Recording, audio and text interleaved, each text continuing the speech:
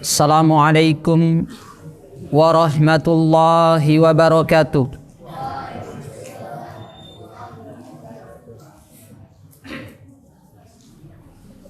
Innal hamdalillah nahmaduhu wa nasta'inuhu wa nastaghfiruh wa na'udzu billahi min syururi anfusina wa sayyiati a'malina.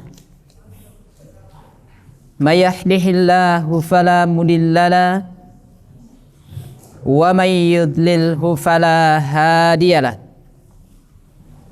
Asyhadu an la ilaha illallah wahdahu la syarikalah wa asyhadu anna Muhammadan abduhu wa rasuluh. Amma ba'd. Ikhwa wa akhwat jamaah salat maghrib rahimani wa rahimakumullahu jami'an. Alhamdulillah,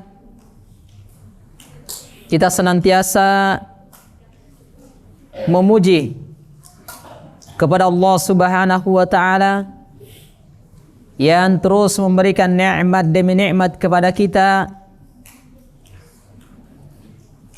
sehingga di malam hari ini kita kembali duduk memaksimalkan waktu yang Allah Subhanahu wa ta'ala anugerahkan kepada kita untuk mempelajari, untuk mengkaji agama Allah Subhanahu wa ta'ala, tiada lain kecuali dalam rangka untuk semakin mendekatkan diri kita kepada Allah Subhanahu wa ta'ala. Dan insyaallah ta'ala ini pembahasan terakhir kita di dalam kitab Al-Usulul Tsalatsa. Ini di pembahasan terakhir yang disebutkan oleh Syekh Muhammad Al-Mujaddid At-Tamimi rahimahullahu ta'ala. Kita masuk ke pembahasan selanjutnya yang disebutkan oleh beliau. Diperhatikan dengan baik. Kata Syekh rahimahullahu ta'ala, waftaradallahu ala jami'il ibadi al-kufra bit-taguti wal imana billah. Kata Syekh rahimahullahu ta'ala, iftaradallahu, Allah Subhanahu wa ta'ala mewajibkan ala jami'il ibadi, kepada seluruh hamba-hambanya, al-kufra, untuk mengingkari bit-taguti, untuk mengingkari yang namanya tagut. Apa itu tagut? Insyaallah akan datang uraiannya. Jadi ini kata Syekh, Allah Subhanahu wa ta'ala mewajibkan kepada kita, kepada seluruh manusia, untuk mengingkari yang namanya at-tagut wal imana billah, dan beriman kepada Allah Subhanahu wa ta'ala. Ini perhatikan konsekuensi yang harus dilaksanakan oleh setiap hamba. Wajib mengingkari tagut dan wajib beriman kepada Allah Subhanahu wa ta'ala.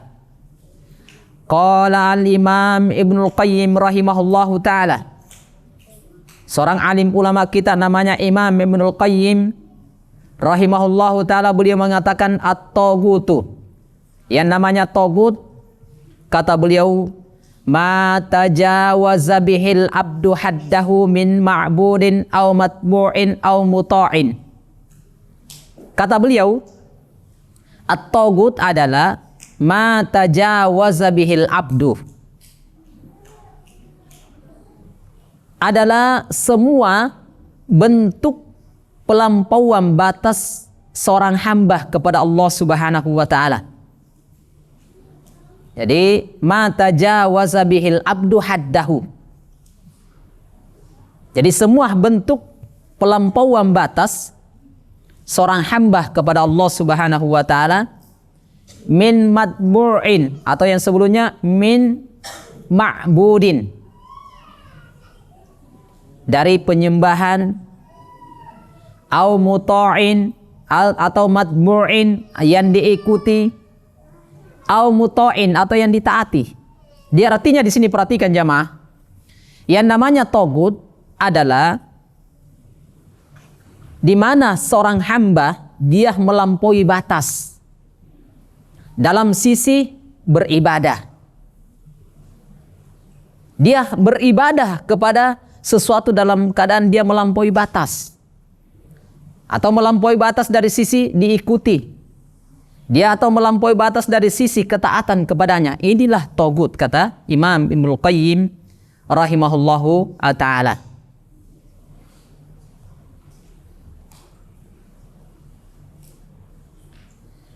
Maka oleh karena itu jamaah yang dimuliakan oleh Allah Subhanahu wa ta'ala,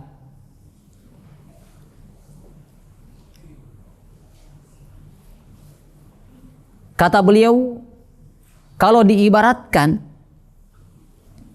ada suatu gelas kita isi sampai tumpah, maka itulah yang tumpah ini, yang berlebihan ini, itulah namanya togut. Kalau secara bahasa, melampaui batas. Adapun dari sisi istilah adalah yang disebutkan oleh Imam Ibnul Qayyim, di mana seorang hamba dalam beribadah melampaui batas, dalam masalah mengikuti melampaui batas, dari sisi mentaati adalah melampaui batas. Ini kata Imam Ibnul Qayyim rahimahullahu ta'ala. Jadi diperhatikan ya, biasanya kita sering mengatakan togut. Togut, apa itu togut? Dalam syariat kita, dalam ayat, dalam hadits, disuruh untuk mengingkari tentang togut. Maka ini yang diterangkan oleh para ulama rahimahullahu ta'ala dalam masalah ini. Apa yang disembah, yang diikuti, ditaati, ini bisa menjadi togut. Tak kala melampaui batas dari ketentuan yang ditetapkan oleh syariat, kita lewati itu, maka itulah akan dikatakan melampaui batas. Nah, ingat, kemudian Syekh Muhammad Al-Mujaddid At-Tamimi rahimahullah ta'ala menjelaskan, wat-tawagitu, yang namanya togut ini bisa dilihat satu, ini ada 5. Kata beliau, katsiratun ru'usuhum khamsatun. Itu togut itu banyak sekali. Tetapi ru'usuhum, kalau disebutkan ini adalah zu'ama'uhum wa muqalliduhum khamsatun. Adalah pembesar atau dikatakan pentolan-pentolannya itu ada 5. Itulah namanya katsiratun ru'usuhum khamsah. Nah, perhatikan, inilah togut. Yang pertama kata beliau adalah iblisu la'anahumullah, adalah iblis. Ini yang pertama togut. Yang nomor 1 adalah iblis, di mana disebutkan oleh Syekh Ibnu Utsaimin rahimahullahu ta'ala. Siapa itu iblis? Beliau mengatakan iblisu huwa syaitanu ar-rajimu al-la'inu. Iblis itu adalah syaitan yang terkutuk, yang terlaknat. Itulah iblis. Sebagaimana disebutkan oleh Allah Subhanahu wa ta'ala, wa inna 'alaika la'nati ila yaumiddin. Disebutkan dalam surat Shad ayat 78. Berkaitan dengan iblis. Wa inna 'alaika, dan sesungguhnya untuk kamu iblis, laknati, laknatku, sampai ila yaumiddin, sampai hari kiamat. Sehingga pantas disebutkan oleh para ulama iblis laknatullahi alaih, karena dia adalah merupakan makhluk yang dilaknat oleh Allah Subhanahu wa ta'ala. Kisahnya begini, iblis ini dia adalah merupakan penghuni surga. Kata Syekh Ibnu Utsaimin rahimahullahu ta'ala, wa kana iblisu ma'al malaika fi suhbatihim ya'malu bi'amalihim. Jadi iblis ini dia bersama malaikat, dia berteman baik di surga. Mereka menjalankan tugas masing-masing. Iblis melaksanakan tugasnya, para malaikat melaksanakan tugasnya. Tetapi masalahnya muncul, walamma umira bis-sujudi li Adam, dhahara ma fihi minal khabath wal iba'i wal istikbari fa aba wastakbara wa kana minal kafirin. Nah, lihat, ini perhatikan di sini, ini yang banyak kita kena di dalamnya. Perhatikan jemaah. Iblis itu dulu adalah merupakan penghuni surga. Mereka bersama para malaikat berteman baik. Mereka melaksanakan ketaatan kepada Allah Subhanahu wa taala, mereka melaksanakan tugas-tugas mereka. Tetapi muncullah masalah. Nah, di sini biasanya kena sama kita jemaah.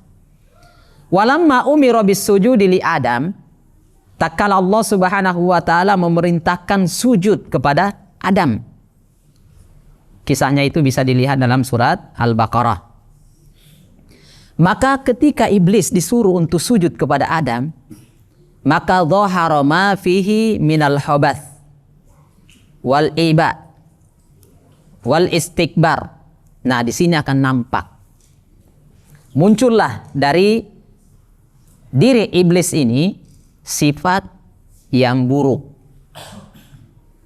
enggan dan sombong. Nah, di sini dia munculnya. Maka disebutkan fa'aba wastakbara wa kana minal kafirin. Dia enggan dan bahkan menyombongkan diri. Maka disebutkan wa kana minal kafirin. Iblis ini termasuk dari orang-orang yang kufur. Karena Allah Subhanahu wa taala yang memerintahkan dia sujud kepada Adam, bukan sujud penghambaan, tetapi sujud sebagai bentuk penghormatan. Dan ini punya memerintahkan adalah Allah Rabbu Jalla wa'ala, bukan manusia, bukan nabi. Tapi ternyata dia tidak mau. Maka disebutkan dengan ini, faturidah min rahmatillahi, maka faturidah, dijauhkan dari rahmat Allah Subhanahu wa taala. Qala Allah Ta'ala, Allah Subhanahu wa taala mengabadikan dalam surah Al-Baqarah ayat 34. Apa kata Allah Subhanahu wa taala dalam Al-Qur'annya? Wa idz qulna lil malaikah. Dan tatkala kami mengatakan kepada para malaikat, usjudu, sujudlah. Kepada siapa? Li Adamah, maka para malaikat sujud. Fasajadu, mereka sujud. Illa iblisah, kecuali iblis. Abah wastakbara. Iblis ini enggan dan sombong. Wa kana minal kafirin. Dan inilah penyebabnya. Maka terkadang di sini jamaah, ini munculnya biasanya kalau masih aman-aman, kondisi stabil, biasanya kita itu tidak muncul sifat jelek kita. Tetapi kalau sudah ada yang dia merasa bahwasanya ini orang tidak adil, perasaan dia, anggapan dia, oh ini masa saya lebih aktif, masa saya lebih rajin, kenapa yang malas-malasan yang dipilih? Atau yang diinikan, ini kenapa adanya penyakit yang tidak bagus pada diri kita? Kalau seandainya kita berpemikiran bahwasanya itulah rezekinya dia, maka tidak akan mungkin muncul itu. Dan kita akan mengatakan insya Allah selanjutnya akan menjadi rezeki saya. Nah, ini yang terjadi. Kita berusaha, kita sama-sama satu kantor, kita sama-sama satu perusahaan, kita sama-sama satu pondok. Bahkan dia junior. Kenapa dia diangkat dekat dengan pembina? Dia dekat dengan ustadz. Kenapa saya tidak? Muncul perasaan ini. Oh, ini ustadz, pembina ini atau orang-orang ini tidak adil. Kenapa bukan saya? Nah, inilah penyakit kita jamaah. Itulah sifat dari sifat iblis laknatullahi alaih. Kalau kita paham berkaitan dengan masalah takdir, kita akan lapang dada. Mungkin ada sesuatu yang belum saatnya. Bisa jadi kalau saya akan terjadi begini dan begini. Barangkali nanti tinggal menunggu waktu. Nah, itu jamaah yang dimuliakan oleh Allah Subhanahu wa ta'ala. Dan inilah biasanya muncul penyakit hasad, penyakit iri, dengki. Masuk semuanya di sini. Ketika muncul hasad, muncullah semua yang kejelekan-kejelekan lainnya. Maka ini yang butuh kita perhatikan jamaah. Butuh kita perhatikan berkaitan dengan ini. Karena ini adalah ada pendahulu kita yang seperti itu, penyakit seperti itu. Di mana ucapan iblis itu sudah jelas. Masa saya mau sujud dengan orang yang diciptakan dari tanah, sedangkan saya ini diciptakan dari api. Saya ini jauh lebih mulia daripada dia. Kenapa saya harus sujud sama dia? Maka disinilah terjadi pembangkangan jamaah. Merasa begini. Maka ini hati-hati jamaah. Kalau kita memang, karena Allah Subhanahu wa Ta'ala jangan pernah ada dimunculkan sesuatu ini dan ini dan ini. Karena syaitan akan bermain di situ. Kenapa pembina saya, kenapa ustaz saya, si A ini baru kelas 1, saya sudah kelas 3, kenapa dia yang lebih diutamakan? Kenapa dia yang lebih dipilih? Syaitan masuk, iya memang begitu. Tidak baik itu ustaz, muat dan semacam itu. Muncullah syaitan membumbui. Oh iya. Sama ustaz itu, saya angkat tangan tidak pernah ditunjuk-tunjuk. Ustaz ini tidak adil ini. Kalau seandainya ini belum rezeki saya, sehingga sebentar ada kemarin yang sempat saya tunjuk tidak bisa menjawab, itu yang pertama sebentar insyaallah ya. Masih ingat siapa namanya? Saya sudah lupa kemarin. Iya, siapa namanya? Faiz. Masyaallah, Allahu yubarik fik jami'an. Jadi itu ya. Jadi kalau memang seandainya penyakit ini muncul, kita redam cepat, jangan sampai dibiarkan. Itu akan menjadi penyakit yang akan menjadi penyakit kronis. Nah ini yang banyak terjadi. Syaitan itu pintar sekali untuk ini dan ini supaya kita terjadi masalah. Inilah iblis laknatullahi alaihi. Yang kedua, dicatat baik-baik ya. Yang namanya togut, satu adalah siapa? Iblis. Yang kedua, ini lebih umum. Kalau iblis itu cuma satu, teman-temannya yang banyak.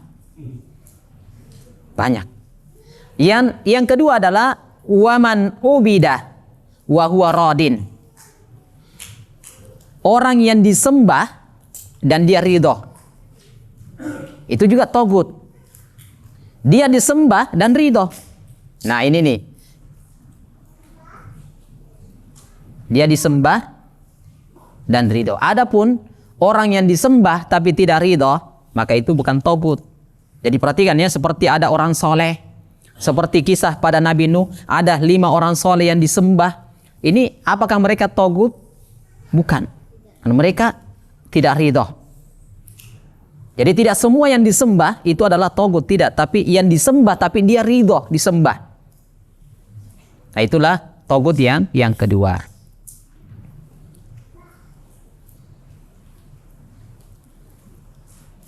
Ini kata Syekh Ibnu Utsaimin, sawa'un ubidah fi hayatihi au ba'dah mamatihi. Sama saja dia disembah pada saat dia masih hidup atau sudah meninggal. Idza mata wa huwa radin bidzalik, dia sudah meninggal tapi tetap ridho dengan itu. Maka ini masuk dalam kategori togut. Ini lebih umum, tapi tidak bisa kita tujukan kepada siapapun, tidak boleh ya, tidak boleh. Intinya ini keterangan Asy-Syaikh, orang yang diibadahi, disembah dalam keadaan dia ridho.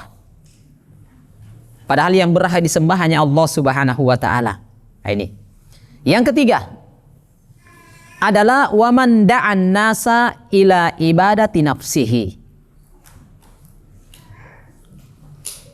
Yaitu waman da'a ila ibadati nafsihi. Sebenarnya, saya ulangi dulu yang kedua, orang yang diibadahi dalam keadaan ridho, ini masuk di dalamnya adalah orang yang menghalalkan apa yang Allah haramkan dan mengharamkan apa yang Allah halalkan. Ini bisa masuk, bisa termasuk dia disembah. Kenapa? Dia menghalalkan, kita ikuti, padahal Allah haramkan. Dia mengharamkan sesuatu yang Allah halalkan dan kita pun mengikuti. Itu sama saja kita menyembah dia. Ini hati-hati di situ. Kemudian yang ketiga saya ulangi, waman da'a an-nasa ila ibadati nafsihi. Yaitu orang yang mengajak manusia mengarahkan manusia supaya dia disembah. Oh, ini banyak juga jalannya, ini banyak sekali. Dia harus membuat sesuatu supaya orang itu segan sekali sama dia. Ketemu dia harus dicium kakinya, air minumnya diperebutkan.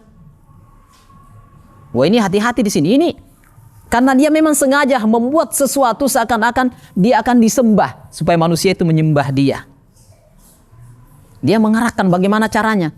Maka dia gunakan ayat, gunakan hadits bahwasanya kepada seorang gurunya itu harus begini, harus tunduk, harus sujud. Nah, ini dia sama saja mengarahkan orang untuk menyembah dirinya. Ini juga togut. Dan ini banyak. Ini banyak. Ketika kita punya niat untuk mengarahkan orang supaya dia sembah kita, walaupun secara tidak langsung, tetapi ini butuh diperhatikan, butuh dicermati. Kata Syekh Ibnu Utsaimin rahimahullahu ta'ala, kata beliau, orang yang punya sifat seperti ini mengarahkan manusia supaya disembah, kata beliau, sawa'un ujiba lima da'ah ilai aw lam yujib. Sama saja dia ajak manusia, dia arahkan manusia untuk menyembah dia disembah atau tidak, tetap namanya togut, kata Syekh Ibnu Utsaimin. Jadi kalau ada ustadz dia arahkan orang untuk menyembah dirinya, ini hati-hati. Ustadz itu adalah untuk menjelaskan, bukan untuk disembah. Menjelaskan agama ini karena dia jauh lebih tahu dari apa yang kita ketahui, maka dia arahkan, dia menjelaskan. Tetapi jangan sampai ustadz kita itu dijadikan sebagai yang harus disembah. Ustadz juga bisa jadi kekeliruan terjadi pada dia, kesalahan terjadi pada dia. Ustadz bukan maksum, ada kesalahan. Kalau salah kita ingatkan. Itulah kecintaan kita kepada ustadz kita. Jangan dibiarkan dia salah, keliru, kita biarkan. Oh, tidak boleh ini ustadz, tidak boleh begitu. Diingatkan, tetapi tentunya dengan cara bil hikmah. Bukan kita cemarkan kebaikan dia di mimbar-mimbar. Sekarang ini lebih canggih adalah di medsos, apakah di ini, tidak, nasihati dia kalau perlu, di japri, didikan atau datangi dia atau panggil dia untuk nasihati. Oh, ini salah Ustaz. Itu lebih bermanfaat daripada disebarkan aib dan kekurangannya. Tidak ada orang yang yang sempurna, yang maksum, tidak ada. Sehingga ini kita ingat nasihat para ulama kita, jamaah, sibukkan dengan aib yang ada pada diri kita. Tidak usah sibukkan cari kesalahan-kesalahan orang lain. Karena seandainya kalau kita dibuka oleh Allah Subhanahu wa Ta'ala cacat kita, kekurangan kita, mungkin tidak ada manusia yang mau dekat dengan kita. Iya, bisa jadi. Karena biasanya kita bermaksiat tak kalah sendiri. Sehingga Allah, tak kalah Allah ini dia buka aib kita, cacat kita, mungkin semua orang kan menjauhi kita. Maka kenapa kita urus aibnya orang, cacatnya orang? Nah, ini yang perlu kita perhatikan. Kemudian selanjutnya kata beliau yang keempat, kata beliau adalah manidda'ah syai'an. Oh, ini juga banyak sekarang. Min ilmil ghaib. Orang yang mengaku mengetahui perkara gaib. Oh, ini banyak juga, terutama di negara kita, Masya Allah. Ini banyak ini yang mengaku tahu perkara gaib. Nah, ini terbagi dua. Apakah dia tahu waqi' atau mustakbal, sekarang atau akan datang? Itu sama, tapi perkara gaib. Oh, ini akan terjadi begini dan begini. Ini bukan masuk di dalamnya BMKG ya, tidak, lain itu.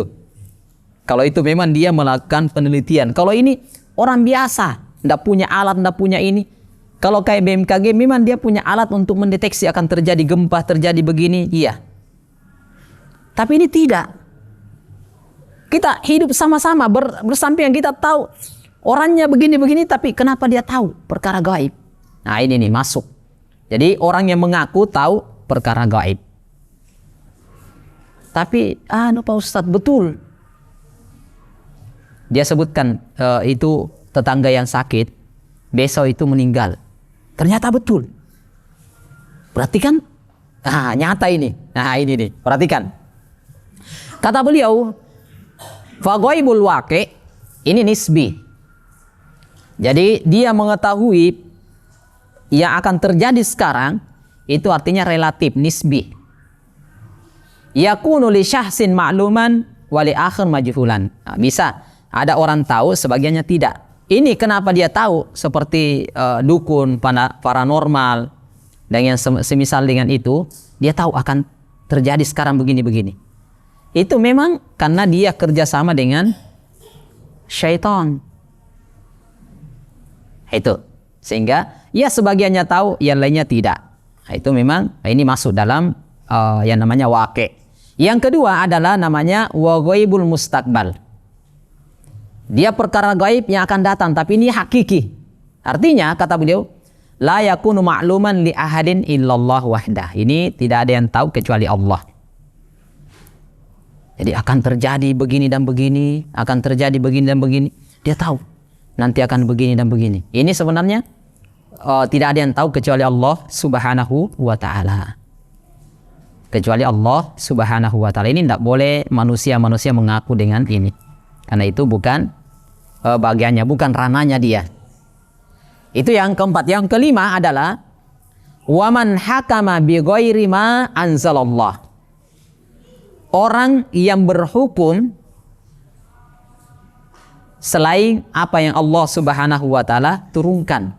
Itu tagut yang kelima. Jadi ada orang dia berhukum selain daripada apa yang Allah Subhanahu wa ta'ala turunkan. Maka itu juga termasuk tagut. Ini disebutkan oleh Allah Subhanahu wa ta'ala di dalam Al-Quran. Bisa dilihat dalam surah At-Taubah ayat 31, di mana disebutkan ittakhadhu ahbarahum wa ruhbanahum arbaban min dunillah. Mereka menjadikan orang-orang alim mereka, rahib-rahib mereka adalah arbaban, sembahan-sembahan min dunillah, selain Allah. Wal Masihah bin Maryam, demikian pula Isa ibni Maryam, wa ma umiru illa liya'budu ilahan wahid la ilaha illa huwa subhanahu amma yusyrikun. Jadi ada yang jadikan, inilah yang dimaksudkan oleh Syekh. Ini wallahu ta'ala alam bisawab. Jadi ini 5 yang dianggap merupakan pentolannya daripada tagut. Saya ulangi. Yang pertama iblis, yang kedua orang yang disembah dan ridha, yang ketiga adalah orang yang mengajak manusia untuk menyembah kepadanya, yang keempat adalah orang yang mengaku-ngaku mengetahui perkara gaib, baik sekarang ataupun yang akan datang. Yang ketiga adalah orang yang berhukum selain apa yang Allah Subhanahu wa ta'ala turunkan. Ini wallahu ta'ala alam bisawab. Diperhatikan situ ya. Jadi itu 5 pentolannya daripada tagut. Mana dalilnya? Lihat, wad dalilu, dalilnya adalah kata beliau. Dalil apa itu? Kata beliau, ala wujubil hukmi bima anzalallahu wal kufru bit tagut. Jadi wajibnya berhukum dengan hukum Allah, apa yang Allah turunkan, kemudian mengingkari tagut. Adalah qauluhu ta'ala dalam surah Al-Baqarah ayat 256. Allah Subhanahu wa ta'ala berfirman, la ikraha fid din. Tidak ada ikrah, tidak ada paksaan dalam agama. Qad tabayyana ar-rusydu minal ghayy.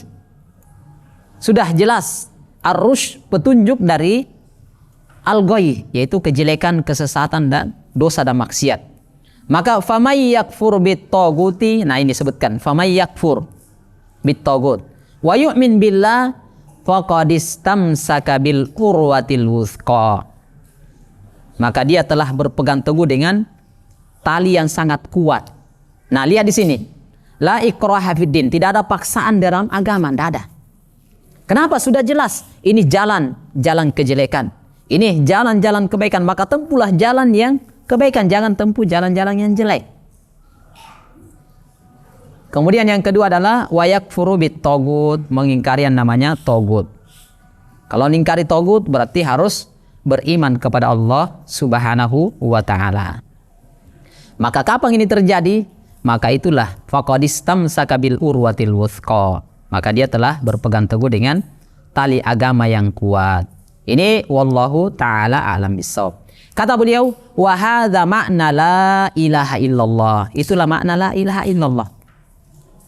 Ketika kita mengucapkan la ilaha illallah, berarti masuk dari sini. Sehingga la ilaha illallah, dan telah lewat penjelasannya dan pembahasannya para ulama, la ilaha illallah itu terbagi dua bahagian. Ada isbat, ada naf, ada isbat, ada penafian, setelah itu penetapan. Menetapkan la ilaha, tidak ada sesembahan yang hak illallah. Jangan sampai ada lupa lagi maknanya ya. Jangan diartikan tidak ada Tuhan selain Allah, tidak ada sesembahan selain Allah. Artinya butuh ditambah al-haq. Tidak ada Tuhan yang benar, tidak ada sembahan yang hak yang benar kecuali Allah. Karena banyak dipertuhankan, banyak yang disembah dengan lainnya. Kemudian yang terakhir kata beliau, wa fil hadithi, dalam hadits riwayat Imam At-Tirmidzi, Imam Ibnu Majah, disahihkan oleh Syekh Al-Albani rahimahullahu taala, beliau mengatakan Ra'sul amri al-Islam. Pokoknya perkara adalah al-Islam, urusan kita. Wa umuduhu as-shalah, tiang-tiangnya adalah salat. Sehingga tidak bisa kalau orang mengaku Islam tapi tidak salat. Ini karena itu tiang. Wa dzurwatu sanamihi al-jihad. Puncaknya, tertingginya adalah al-jihad fi sabilillah, di jalan Allah Subhanahu wa ta'ala. Nah ini, itulah kata beliau rahimahullahu ta'ala. Kemudian di akhir kata Syekh rahimahullahu ta'ala, wallahu a'lam, hanya Allah Subhanahu wa ta'ala yang maha tahu. Wa sallallahu ala Muhammadin wa ala alihi wa sahbihi wa sallama. Kata Syekh rahimahullahu ta'ala, Syekh Ibnu Utsaimin mengatakan khatama asy-Syekhul Islam Muhammad al-Mujaddid at-Tamimi rahimahullahu ta'ala risalatah. Hadhihi, risalah ini adalah biraddil ilmi ila Allah azza wa jal wassalatu wassalam ala nabiyyi Muhammad sallallahu alaihi wasallam. Artinya kata beliau, Syekh Muhammad al-Mujaddid at-Tamimi rahimahullah ta'ala menutup risalahnya, tulisannya yang singkat ini, dengan mengembalikan ilmu itu hanya kepada Allah Subhanahu wa ta'ala. Dan begini juga jamaah yang harus menjadi pelajaran bagi kita, jangan pernah kita ini merasa karena kepintaran saya, karena kecerdasan saya, karena kemampuan saya, karena usaha saya, karena kesungguhan saya sehingga saya bisa begini. Tidak, kembalikan ini semuanya adalah karunia dari Allah Subhanahu wa ta'ala, sehingga tidak akan menimbulkan perasaan sombong, congkak, merendahkan orang lain. Kalau saya merasa karena saya dari pondok ke pondok bertahun-tahun sampai puluhan tahun di pondok sehingga saya bisa begini, tidak jamaah. Tetapi itu semuanya karunia dari Allah Rabbu Jalla wa Ala. Maka yang ini jamaah yang dimuliakan oleh Allah Subhanahu wa ta'ala, apa yang kita bacakan, kata beliau, fabihada intahat al-usulus salasah. Selesailah tiga landasan utama, wa ma yata'allaqu biha, dan apa-apa yang berkaitan dengan itu. Walaupun ini secara singkat ya, ini dasar, dan itu adalah merupakan jenjang untuk kita melangkah ke jenjang selanjutnya. Kalau ini sebenarnya baru tingkat TK. Kita belum masuk SD. Belum masuk SD kelas 1, kelas 2 sampai kelas 6, belum masuk SMP dan belum masuk SMA, belum kuliah. Ini baru TK. Kata beliau, "Fanas'alullah ta'ala ayyusiba muallifuha ahsanu atau ahsana thawabi." Kita berharap kepada Allah Subhanahu wa taala, mudah-mudahan Allah Subhanahu wa taala memberikan pahala yang terbaik untuk penulisnya. Wa ayyaj'ala lana nasiban min ajriha wa sawabiha. Dan kita meminta kepada Allah Subhanahu wa taala ini menjadikan sebagai pahala bagi kita di sisi Allah Subhanahu wa taala. Wa ayyajma'ana wa iyyahu fi daril karamah atau fi dari karamatihi. Kita memohon, kata Syekh Ibnu Utsaimin, mengumpulkan kami Syekh Ibnu Utsaimin dengan Syekh, bahkan kita ini di tempat yang termulia. Innahu jawadun karim walhamdulillahi rabbil alamin wa sallallahu wa sallama ala nabiyyina Muhammadin sallallahu alaihi wasallam wallahu taala alam bissawab. Selesai dari kitab ini, berarti alhamdulillah walaupun secara singkat kita tidak tawassu dan atau tidak mutawalat dalam pembahasan ini, tapi inilah yang bisa kita bacakan insyaallah taala. Sudah 2 kitab yang kita selesaikan dari akidah dasar adalah Al-Qawaid Al-Arba, kemudian Al-Usulus Salasah. Alhamdulillah. Tinggal kita banyak mengulang-ulang dan memurojaah apa yang kita telah pelajari. Mudah-mudahan apa yang kita dapatkan itu bisa bermanfaat dan menjadikan pahala pemberat timbangan di sisi Allah Rabbu Jalla wa Ala. Wallahu ta'ala alam bissawab. Saya kira ini, dan kami mohon maaf kepada, terutama kepada panitia, kepada seluruh jamaah yang dimuliakan oleh Allah Subhanahu wa taala. Itulah keterbatasan kami bisa memberikan sedikit atau membacakan dari keterangan-keterangan para ulama kita. Wallahu ta'ala alam bissawab. Sebelum kita adzan insyaallah, ini Masya Allah panitia ini tolong didoakan di ikhwah ini, Masya Allah, berikan terus hadiah-hadiah. Tinggal antum ini bagaimana mau ini didoakan atau tidak ini. Doakan dia supaya semakin lancar, mudah rezekinya, supaya semakin banyak hadiahnya. Itu. Ya, Masya Allah, Allahu ibarik fikum jami'a. Nah, pokoknya ini bukan sekedar yang kecil-kecil, saya mau juga yang besar-besarin. Cuma pertanyaannya agak berat. Mau yang kecil atau yang berat, yang besar ini? Yang besar. Ya. Nah, yang dari arah kanan saya dulu, yang besar-besar ini. Terserah mau yang kecil-kecil atau yang besar. Nah. Yang mana ini? Iya. Nah, sekarang berdiri. Nah, pertanyaan saya, kami telah membacakan Al-Usulus Salasah, 3 dasar pokok, yang mana disebutkan bahwasanya Al-Usulus Salasatu allati yajibu 'alal insani ma'rifatuha, wajib bagi setiap manusia untuk mengetahuinya. 1. Apa itu?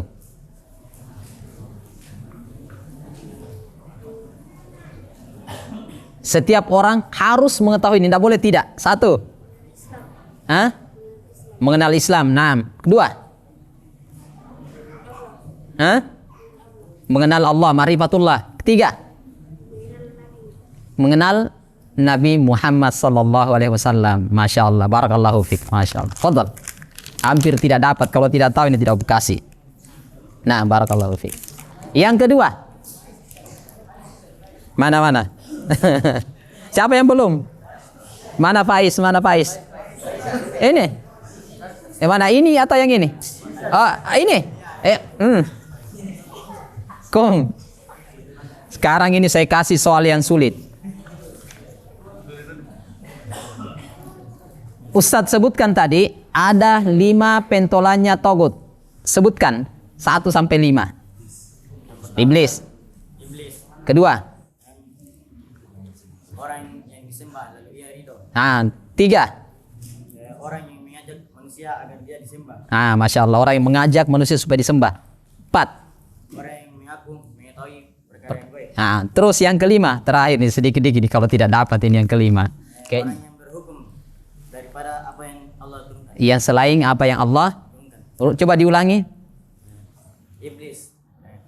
Yang kedua, orang yang disembah dan dia ridho. Yang ketiga, orang yang mengajak manusia agar dia disembah. Masya Allah, yang keempat. Orang yang mengaku mengetahui perkara yang gaib. Yang kelima. Kelima, orang yang berhukum selain apa yang diinginkan oleh Allah. Masya Allah, Allahu barik fiik. Lolos juga Faiz ini, Masya Allah. Nah, siapa lagi? Nah, ini yang kecil-kecil ini, iya? Oh iya. Nah, berdiri. Masya Allah. Saya kasih yang terakhir supaya tidak dapat ini. Nah, kalau begitu, ini apa itu togut? Karena kata teman tadi ada 5 kepalanya. Sekarang togut apa itu?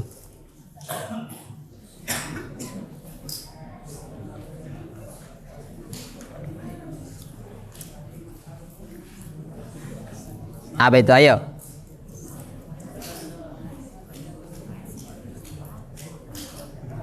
Iya. Ya, fadal. Apa yang Anda pahami yang saya sebutkan tadi tentang togut? Fadal.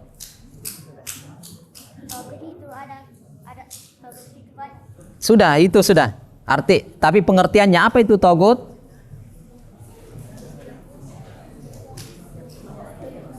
Sebentar, sedikit lagi. Saya beri waktu setengah menit.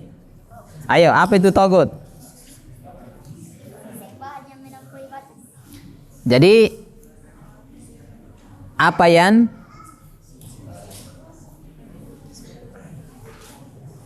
ayo, apa artinya yang bagusnya? Yang melampaui batas. Dari sisi mana? Yang disembah, terus ditaati. Kemudian yang ketiga, diikuti. Masya Allah, hampir ini tidak dapat. Fadal, nah, barakallahu fiik. Hampir tidak dapat, hampir saya tidak kasih. Saya kira itu, nah, barakallahu fikum jami'a. Ini yang bisa Ustaz sampaikan insyaallah ta'ala, mudah-mudahan bisa bermanfaat. Subhanakallahumma rabbana wa bihamdik, asyhadu an la ilaha illa anta astaghfiruka wa atubu ilaik. Assalamualaikum warahmatullahi wabarakatuh.